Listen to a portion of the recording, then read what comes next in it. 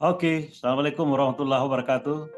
Bang Waalaikumsalam. Tigor, Bang Komar, kita ngobrol lagi soal Palestina ini, nggak berhenti-berhentinya. Karena memang Palestina ini mendapat sentimen yang luar biasa dari masyarakat Indonesia. Tidak kurang dari bagaimana kita mengingat peran Palestina pada saat kita mau merdeka, di mana mereka bergerak aktif juga memberikan pengakuan, dan itu menunjukkan bahwa Palestina adalah teman Indonesia. Tetapi bahwa ini perang berlanjut cukup panjang dan memakan korban yang luar biasa besarnya. Kita lihat bahwa yang kita bisa lakukan adalah demo di depan kedutaan Amerika, kemudian demo besar bersama-sama untuk menunjukkan kepada dunia bahwa kita tidak senang dengan penjajahan yang tengah dilakukan oleh Israel terhadap Palestina. Dan ada lagi bahwa di PBB pun kita mengambil langkah-langkah untuk mensponsori agar terjadi kesepakatan-kesepakatan secara bangsa-bangsa agar bisa terwujud perdamaian di Timur Tengah, khususnya Palestina ini. Langkah-langkah yang dilakukan ini memang sedikit agak ambigu karena kita hanya bisa berkomunikasi dengan Palestina, sementara misalnya terhadap Israel sebagai bagian dari konflik yang ada, itu kita tidak bisa berbicara sama sekali karena kita dibatasi oleh ketertutupan diplomatik. Nah, tentu saja diharapkan ada suatu langkah-langkah terobosan yang betul-betul bisa memperlihatkan bagaimana Indonesia berada di tengah konflik itu dapat mengambil peran. Memang harus dipahami betul juga dari sejarahnya bagaimana sampai pada kondisi objektif yang kita hadapi yang memungkinkan kita bisa ikut menyelesaikan. Karena ini adalah tugas Undang-Undang Dasar, yaitu mewujudkan ikut serta dalam upaya mewujudkan ketertiban hubungan internasional. Saya kira mungkin Bang Komar pikiran mengenai hal ini. Ya, Bang Yasin. Jadi memang konflik Timur Tengah atau lebih mengerucut Israel Palestina ini bukanlah konflik yang kecil karena dia merupakan konflik besar, melintasi peradaban, melintasi zaman. Peristiwa ini sudah 2000 tahun yang lalu terjadi, yaitu diawali ketika Yahudi melakukan pemberontakan pada tahun 70 dengan kekaisaran Romawi waktu itu. Pemberontakan itu ditindas oleh Roma sehingga akhirnya hancur berantakan itu. Nah, tahun 70 kita berangkat ke tahun 325. Di Kaisar Konstantin, Kaisar Roma pada 325 memeluk agama Kristen. Maka jadilah kemudian Christianity sebagai agama resmi dari Imperium Roma. Itu berlangsung sampai tahun 625 atau 628. Berakhir ketika Khalifah Umar bin Khattab menaklukkan Yerusalem atau Israel Palestina sekarang. Nah, kemudian kekuasaan Islam berlangsung sampai tahun 1096. Lama itu, 700-an tahun ya? 1096 ketika pecah perang salib pertama. Jadi seluruh Eropa bersatu untuk merebut kota suci Yerusalem. Ingat loh, mereka merebut kota suci, bukan merebut ekonomi, bukan merebut wilayah apa, merebut kota suci dari tangan Muslim. Pecah dan perang salib ini berlangsung selama 200 tahun. Direbut setelah tentara salib menguasai Yerusalem itu selama 90 tahun, yaitu sekitar 1141. Dan perang salib berakhir 1291 dengan kemenangan di pihak Muslim. Tahun 1291 sampai 1917 itu berapa tahun tuh? Kurang lebih itu 700 tahun dikuasai oleh Muslim dengan berganti-ganti kekuasaan. Kadang-kadang Turki Seljuk, kadang-kadang dinasti Fatimiyah dari Mesir, berganti-ganti mereka menguasai dari Yerusalem. Sampai akhirnya Perang Dunia Pertama terjadi pada tahun 1911.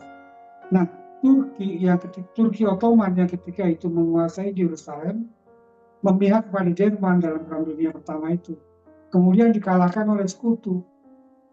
Nah, dengan kalahnya Ottoman Turki, maka wilayah dia termasuk Yerusalem diambil oleh sekutu. Dan kemudian dimandatkan oleh Inggris untuk menangani Yerusalem itu. Sampai akhirnya terjadilah Perang Dunia Pertama, di mana pada tahun 1939 ada rencana pembantaian Yahudi di Eropa. Dan itu diketahui oleh Paus Pius XII. Ini sejarah. Paus Pius XII itu dituduh bahwa dia telah menyembunyikan agenda pembantaian itu. Ada bukunya, saya pernah baca. Jadi, pembantaian Yahudi di Jerman tidak terlepas dari perang gereja ketika itu. Jadi, semua ini adalah dalam konteks agama. Jadi kita tabu berbicara agama. Kita memang tidak usah berbicara agama. Tahu nggak ketika perang salib pertama itu? Hanya dua pilihan bagi Muslim dan Yahudi. Pindah agama atau dibunuh. Itu. Termasuk juga di Spanyol seperti itu. Jadi saya ingin menggarisbawahi kepada siapa saja termasuk Prabowo bahwa konflik di Yerusalem itu atau Israel itu konflik tentang kota suci. Mereka memperebutkan kota suci dan sejak awal, bukan hanya sekarang, kota suci cuma ini terkamuflase oleh Amerika yang kemudian memainkan adu jangkrik ini antara Israel dan Palestina. Sebetulnya mereka menginginkan agar Kristen punya kota suci di Yerusalem itu.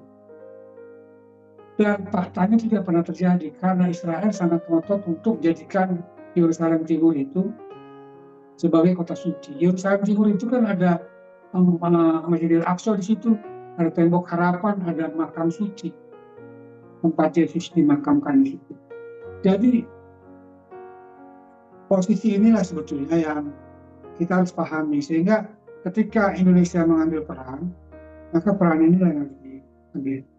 Nah, pada tahun 2001, itu George W. Bush, Presiden Amerika, ayahnya George Bush, itu telah mengeluarkan proposal roadmap atau peta jalan untuk perdamaian Timur Tengah, yaitu di mana Yerusalem Timur itu menjadi kota suci tiga agama. Nah, tapi malamnya, ketika itu akan ditandatangani oleh para pihak, kemudian terjadi teroris atau ditabraknya gedung kembar di Manhattan, New York itu oleh Osama bin Laden. Nah, inilah kemudian menjadi pertanyaan. Pengamat-pengamat Barat banyak yang mengatakan bahwa ini adalah Mossad yang tidak ingin Yerusalem itu dijadikan tiga kota suci. Karena yang ngotot untuk menjadikan Yerusalem Timur itu sebagai ibu kota negara Israel ya Yahudi. Nah, karena itu ketika pada beberapa tahun yang lalu Yerusalem Timur ditetapkan oleh Israel secara sepihak menjadi ibu kota negara Israel, Amerika marah ketika itu. Nah, satu-satunya untuk tetap menetralkan daerah itu adalah dengan cara tetap menjaga bara api di Yerusalem itu. Kalau perlu hancur dua-duanya. Nah, Oke, Bang Komar. Artinya memang ada sesuatu yang tersembunyi, itu latar belakang psikologi keagamaan yang sangat kuat. Jadi Israel menginginkan itu tetap sebagai kota agama mereka, agama Yahudi, kemudian Kristen apalagi yang sebenarnya memang sangat membutuhkan adanya kota suci bagi mereka dan punya background karena Nabi Isa dimakamkan di sana. Kemudian Islam karena tempat Mi'raj itu ya berasal dari tempat itu di dalam ceritanya, perjalanan Rasulullah dari Yerusalem ke langit ketujuh di dalam jadi tiga agama ini melihat ini sangat penting. Hanya kelihatannya sedikit lebih tidak atau tersembunyi kepentingan-kepentingan ini nampak ditempatkan di belakang, lalu yang muncul kemudian seakan-akan ini hanya kepentingan ekonomi. Tapi ya sebelum kita melangkah lebih jauh, saya kira Bang Tigor perlu memberi masukan nih buat diskusi ini supaya ada share-nya terhadap keadaan yang ada hari ini. Ya Bang Yasin, jadi ini sebetulnya ada kesempatan ya. Pertama, posisi Indonesia ini kan di dunia adalah penduduk dengan mayoritas Islam. Dan seperti yang diceritakan tadi Bang Komar ini kan, ini kaitannya kan ada hubungannya dengan agama. Nah, yang kita lihat dalam pemerintahan Jokowi itu andil inisiatif Indonesia itu relatif hanya istilah saya itu formal. Jadi kalau ada perdebatan di PBB, kita bersuara di dalam forum itu. Sangat berbeda dengan apa yang dilakukan oleh misalnya negara tetangga kita Anwar Ibrahim.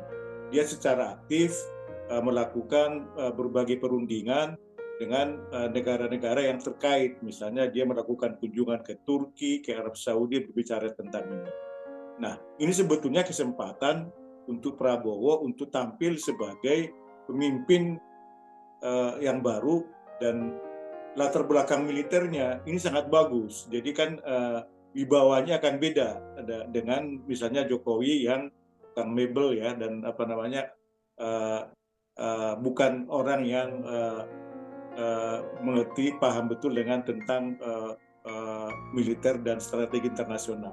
Nah, kesempatan ini saya pikir ini bagus nih. Jadi nanti Prabowo begitu dilantik, dia harus memimpin, ada inisiatif Indonesia lah. Jadi kan selama ini hubungannya kan terlalu formal, harusnya ada inisiatif Indonesia. Malah saya menganjurkan kepada Prabowo misalnya lakukanlah sesuatu yang baru. Artinya misalnya untuk yang ini, karena kan bisa dilakukan supaya aktif ya, karena ini kan sesuai dengan pesan Undang-Undang Dasar 45 kan. Misalnya bisa aja Prabowo mengangkat ada duta perdamaian gitu, duta perdamaian. Nah itu sangat spesifik. Misalnya kita banyak tokoh itu di Indonesia, ada misalnya Yusuf Kala ya, dikenal sebagai juru damai dan diakui kan waktu adanya Aceh itu dia diwakili oleh Eropa, dipercaya oleh Swedia dan seterusnya. Nah ini sebetulnya kesempatan untuk Indonesia mengambil posisi gitu ya, posisi dalam rangka amanat Undang-Undang Dasar 45 untuk turut aktif kan melakukan perdamaian dunia gitu. Begitu Bang Yasin. Ya, jadi Bang, ini Prabowo bisa mengambil inisiatif dalam konteks sejarah tadi Bang. Jadi gini, maksud saya, dukunglah itu proposal Amerika tentang dua negara, tentang eksistensi dua negara. Kan eksistensi dua negara itu nanti pada akhirnya bagaimana kota sucinya, kan saya katakan tadi, kota sucinya Israel ingin agar kota sucinya itu menjadi ibu kota Israel. Nah, mengenai Palestina itu sebetulnya sudah lentur, karena begini, bagi Muslim itu sudah punya 3 kota suci, Mekah kota sucinya, Madinah kota sucinya. Jadi yang ketiga ini tidak apa-apa sebetulnya kalau di bawah naungan PBB. Jadi dua negara itu ya, Israel berdiri, kemudian Palestina berdiri. Nah kemudian untuk Yerusalem Timur itu menjadi kota suci 3 agama di bawah naungan PBB.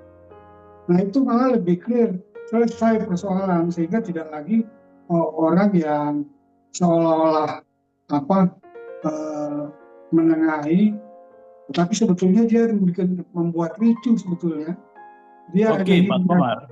Bang uh, Komar, banyak proposal mungkin yang bisa bisa diajukan. Karena kalau proposal yang diajukan itu sebagaimana yang disampaikan oleh Bang Komar kan seharusnya sudah jadi, karena itu sponsornya tadinya Amerika sendiri melalui George Bush.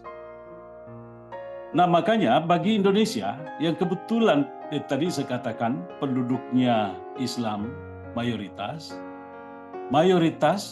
dan moderat, Islam moderat. Artinya Islam yang memiliki kapasitas untuk berdialog dengan siapapun untuk mewujudkan perdamaian sesuai dengan pesan undang-undang dasarnya. Jadi ini butuh proses, tidak bisa seketika lalu kemudian terwujud. Dibutuhkan pendekatan pada masing-masing pihak. Bahkan mungkin pada saatnya orang-orang yang ditugaskan, kalau tadi dikatakan ada utusan khusus atau duta besar khusus mengenai perdamaian Timur Tengah, Palestina, Israel. Mungkin ada proposal-proposal yang sangat baru nantinya yang akan kita dengar yang memungkinkan memang itu terwujud. Tetapi biarkanlah ada yang bertugas dulu. Jadi Pak Prabowo dalam hal ini kita minta supaya secara khusus menentukan siapa atau menugaskan seseorang untuk bertugas sebagai Pak Duta Besar yang berada di PBB dalam rangka membantu mewujudkan perdamaian di Timur Tengah. Kira-kira kayak gitu modelnya. Nah, bagaimana proposalnya? Salah satu yang disampaikan oleh Bang Komar tadi. Banyak lagi tentunya bentuk-bentuk yang perlu diperbincangkan sehingga proposalnya itu bisa diterima oleh semua pihak. Sebab ini nggak bisa begitu lihat sepotong lalu kita katakan begini saja. Lihat lagi sepotong lalu kemudian begini saja. Tidak bisa betul, harus konkuren. Betul-betul terlihat apa yang menjadi kausa prima sampai pada embel-embelnya, sampai pada urusan-urusan ekonomi barangkali yang perlu ditengahi oleh nanti siapa yang kemudian kita beri Prabowo memberi tugas untuk ikut di dalam menyelesaikan persoalan ini. Dan ini sebenarnya di nanti-nanti. Saya kira kemarin perjalanan JK berkaitan dengan Taliban, kemudian sejumlah perdamaian yang ada secara internasional, itu menunjukkan bahwa kita memiliki orang-orang yang handal yang bisa. Mungkin kita nggak salah kalau misalnya kita katakan itulah JK di masa sekarangnya ini diberi tugas untuk melakukan tugas perdamaian itu, apakah dalam bentuk sebagai utusan khusus atau menjadi duta besar yang berada secara khusus bertugas saya nggak tahu istilahnya yang tepat bagaimana, tapi kita berharap bahwa ada penugasan di Prabowo. Ya, Yusuf Kala pas itu cocok kalau untuk menangani itu. Orang ya, dia memiliki kapasitas untuk perdamaian. Nah ini juga sangat membantu Bang Yasin, Bang Komar. Jadi kan sekarang dimensi Palestina ini kalau kita lihat yang paling baru, ini kan ada dua ekstrim ya. Jadi satu ekstrim pertama di dalam pikiran Netanyahu, Perdana Menteri Israel, ini dia sekarang membagi dua posisi di negara ini. Itu negara hantu, setan, yaitu tetangga-tetangganya itu masuk kategori itu Iran, Suriah, Lebanon, sama Palestina, tapi nggak ada lagi kata-kata Palestina sekarang. Jadi seolah-olah Palestina itu semuanya akan menjadi Israel. Jadi ada negara yang bersahabat dengan dia itu masuk kategori misalnya Qatar, Arab Saudi, ya. Nah ini adalah rencana roadmap-nya Netanyahu. Nah, Tapi dimensi yang lain sebetulnya dunia sangat sadar telah terjadi genosida di Israel, sehingga ada pergeseran aliansi. Jadi kalau dulu faktor agamanya sangat kental, yang seperti yang diceritakan oleh Bang Komar tadi, kalau sekarang yang lebih dominan itu adalah hak asasi manusia, karena ini sudah bergabung. Jadi ada aliansi Eropa misalnya, yang di aliansi Eropa Arab, yang kan biasanya ini kan ditengahi oleh OKI ya. Nah sekarang sudah OKI ini diwakili oleh Arab Saudi membentuk aliansi atas nama hak asasi manusia ya, dan ini melakukan kerjasama dengan Eropa, karena Eropa ini sekarang merasa bersalah sendiri. Mereka kan seperti double standar. Jadi di satu sisi dia sangat keras untuk hak asasi manusia, tapi di Palestina dia seperti diam membisu gitu. Israel melakukan kejahatan yang luar biasa, mereka ini merasa bersalah, sehingga ini sebetulnya kesempatan Indonesia untuk bikin ide baru tentang bagaimana Palestina ini dilakukan secara konseptual. Ini sangat tepat waktunya, karena ada dua ekstrim tadi ini. Jadi sekarang ini sebetulnya Israel ini secara negara udah tersisih karena hampir semua negara Eropa sekarang nggak suka dengan perilaku Israel yang sangat sadis. Ya, udah berlebihan. Itu genocide yang siapapun sebenarnya di dunia pasti menolak. Hanya sentimen-sentimen yang masih tersisa yang memungkinkan masih ada dukungan kepada Israel. Tapi itulah sebenarnya kesempatan atau ruang bagi Pak Prabowo untuk mengambil peran, mudah-mudahan dengan cara yang lebih jitu. Indonesia bisa mensponsori perdamaian yang lebih baik di Timur Tengah. Saya kira itu ya pembicaraan kita. Amin, mudah-mudahan. Ya. Ya. Makasih Bang Komar, makasih Bang Tigor. Sampai ketemu lagi dalam pembicaraan yang lain. Assalamualaikum warahmatullahi wabarakatuh. Waalaikumsalam warahmatullahi wabarakatuh.